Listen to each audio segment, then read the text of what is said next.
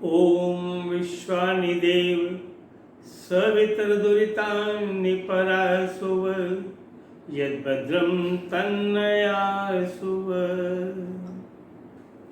भारतीय संस्कृति की जहाँ अनेक विशेषताएं हैं, वहाँ एक विशेषता है कि भारतीय संस्कृति में नारी का बड़ा महत्व दिया गया है। नारी प्रधान ये संस्कृति है और ऋषियों ने तो यहाँ तक कह दिया, जहाँ नारियों का सम्मान होता है वहाँ देवताओं का वास होता है। हमारे देश के अंदर हमेशा ही नारियों को वो स्थान दिया गया जो विश्व के किसी संस्कृति ने नहीं दिया है।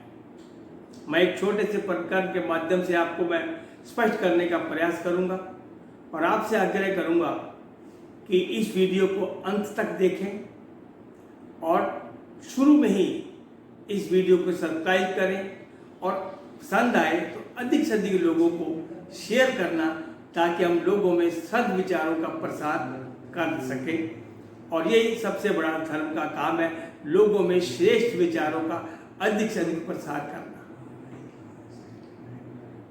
एक बेटी आदर्श गुरुकुल विद्यालय में पढ़ती थी। जो ही उसकी आयु 20-21 वर्ष की होने लगी तो माँ बाप को चिंता होने लगती है, हर माँ बाप को, कि अब बेटी के लिए सुयोग्य वर देखा जाए। इसी प्रकार आदर्श बेटी के माँ बाप ने भी काफी प्रयास किया, उनके अनुकूल एक लड़के का चयन भी किया उन्होंने। लेकिन बहुत जांच पड़ताल के बाद एक बात सामने आई, लड़का बहुत सुशील है, होनहार है, शाकाहारी है, किसी प्रकार का नशा नहीं करता है। लेकिन उसमें एक बहुत बड़ी रुकावट है कि जब मोहल्ले के अंदर जाकर, जहाँ पर वो परिवार रहता था, जगह जगह पता किया गया तो पता चला कि उसकी माँ, जिसका नाम सुशीला है, वो मोहल्ले का हर आदमी उसको जानता है।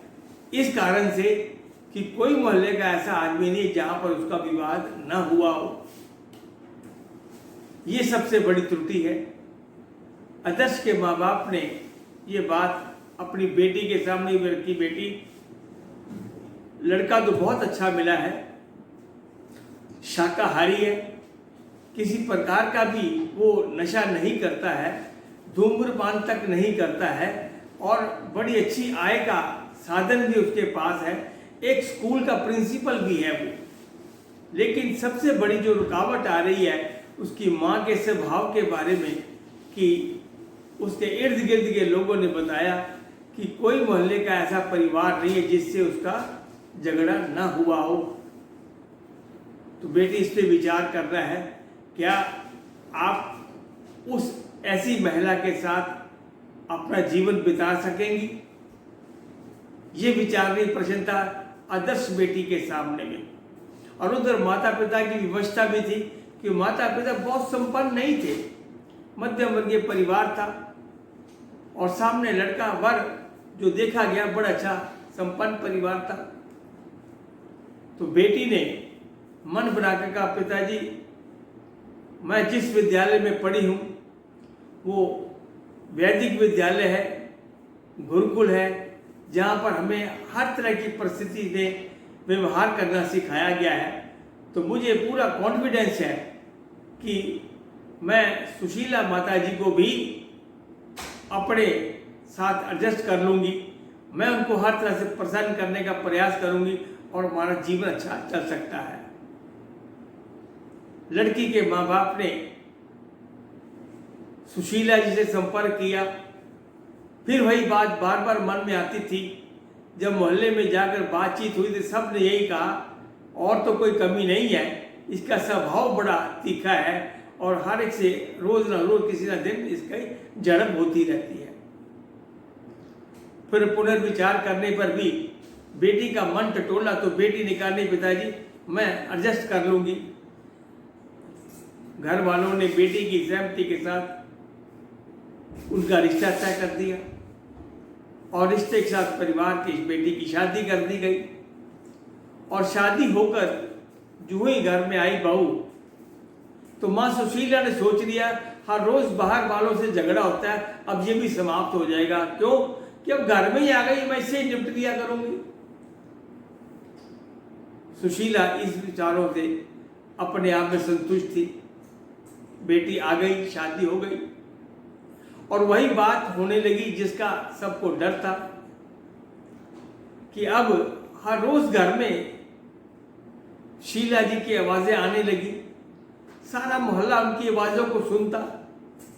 कभी वो कहती, तेरी माँ ने तुम्हें सिखाया ही कुछ नहीं, तुम्हें काम करना नहीं आता है, तुम्हें रोटी बनानी नहीं आती है, तुम्हें माँ बाप ने कुछ 4-6 कपड़े नहीं दिए हैं, 4 चूड़ियां नहीं दी हैं।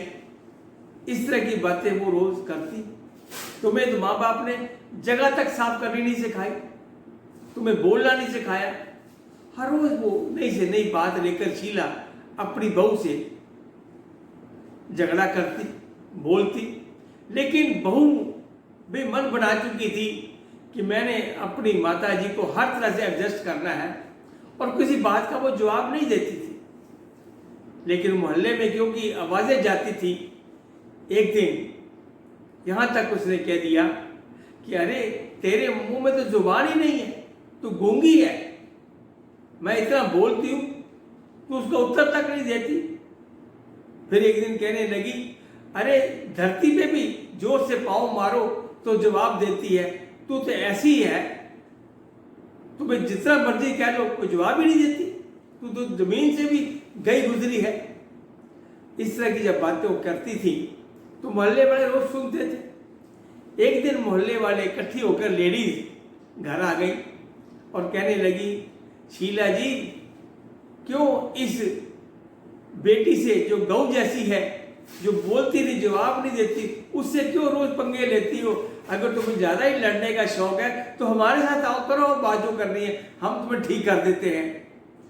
जब वो इस प्रकार की बातें करने लगी आके महिलाएं, तो आदर्श बेटी ने हाथ जोड़कर कहा, आंटी जी आप बैठिए, पहले मैं पानी लेकर आती हूँ। बेटी गई, उन्हें सबको पानी पिलाया और पानी पिला के बैठ गई। तो कहने लगी, क्यों बेटी हम गलत कह रहे हैं? ये हर रोज बोलती है तो आप जवाब नहीं देती हो। आदर्श बेटी ने बड़ी विनम्रता से कहा, आंटी जी ये मेरी माँ है, अगर ये मुझे नहीं समझाएगी तो कौन समझाएगा?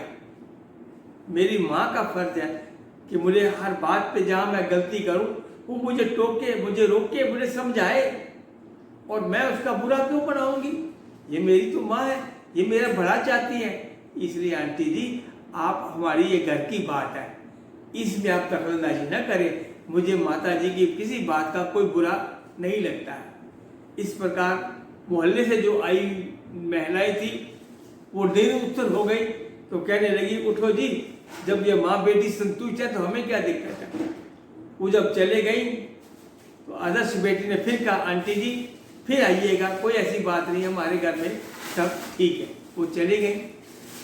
अब ये शीला जी को बहुत ही मन में प्रसन्नता हुई कि कहते मुझे तो उम्मीद थी, मैं जितना बोलती हूँ, आज बेटी सब 4 लेडीज आई हैं मोहल्ले की, तो मेरी आज बहुत गत बनेगी, मेरी बड़ी निंदा होगी।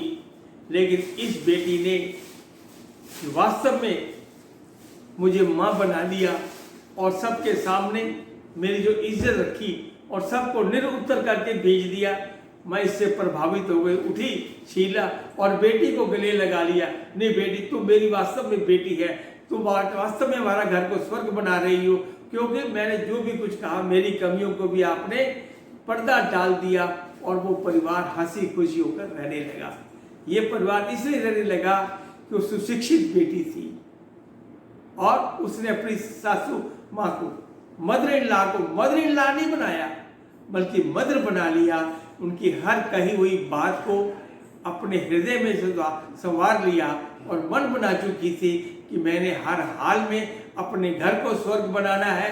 इस प्रकार जहाँ भी ऐसी बेटियाँ जाती हैं वो घर स्वर्ग हो जाता है। हम सब का प्रयास करना चाहिए कि बेटियाँ, आदर्श बेटियाँ जैसी बेटियां हों तो घर स्वर्ग क्यों नहीं बनेगा। हम अपनी बेटियों को अच्छी शिक्षाएं दें ताकि ससुराल में जाके भी मदर इन लॉ को मदर इन लॉ नहीं केवल मदर समझकर व्यवहार करेंगे तो घर स्वर्ग बन जाएगा। आओ आज हम संकल्प करें कि हम सब मिलके अपने घर को स्वर्ग बनाएंगे, परिवार को स्वर्ग बनाएंगे, और परिवार स्वर्ग बनेगा तो हर तरह से खुशियां ही खुशियां परिवार में लौटेगी। इन शब्दों के साथ मैंने ये विचार आपके सामने रखे, आपको अच्छे लगे हो तो इस अवश्य सब्सक्राइब करें वीडियो को और अधिक से अधिक लोगों में शेयर करें ताकि बेटियों के अंदर ये सुविचार ज़्यादा से ज़्यादा पहुँचे। बेटियां संकल्प कर लेंगी तो परिवार में कभी किसी प्रकार का विघ्न आ ही नहीं सकता और घर स्वर्ग बनेगा, परिवार स्वर्ग बनेगा, जीवन स्वर्ग बनेगा। यही हमारी सबकी इच्छा है। धन्यवाद।